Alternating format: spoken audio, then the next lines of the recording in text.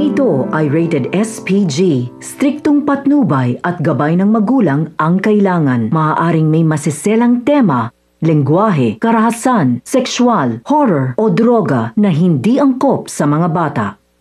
Sa unang pagkikita ni na Olga at Mokang ay agad na nagpasaring si Olga tungkol sa pagiging malihim umano ni Alberto. Kaya naman tinanong ni Mokang kung may gusto ba itong sabihin. Sinabi ni Olga na wala naman umano at binati niya ito sa magiging kasal nito sa kanyang kapatid. Nalingid sa kaalaman ni na Ramon at Mokang na gumagalaw na si Olga para sa isang malaking pasabog na mangyayari. Sa kabilang banda, formal na nagpakilala si Ramon kay Mang Marsing.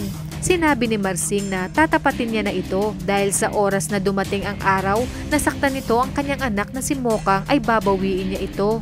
Pinangako naman ni Ramon na mahal niya si Mokang at hindi niya ito magagawa sa kanyang anak. Samantala, nagkita na rin sina Ben at Tanggol sa loob kung kaya't humingi ng tulong si Tanggol kay Ben na baka magawa ng paraan para sila ay makalabas. Maya-maya pa ay dumating na si Chief Espinas at sinabi ni Warden ang tungkol sa malaking halagang kapalit ng ulo ni Tanggol. Ngunit sinabi ni Espinas na titingnan niya at pakikiramdaman niya at siya ang magbibigay ng presyo. Kita na nga sila ni Tanggol at sinabi niya na sisiguraduhin niyang paglabas ni na Tanggol ay matitinong tao na ang mga ito. At ang mga dapat nating abangan ngayong Martes.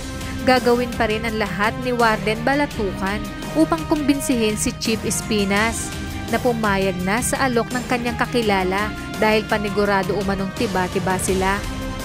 Ngunit sinabi ni Espinas na papayag lamang siya pag siya mismo ang kumausap sa taong sinasabi ni Balatukan.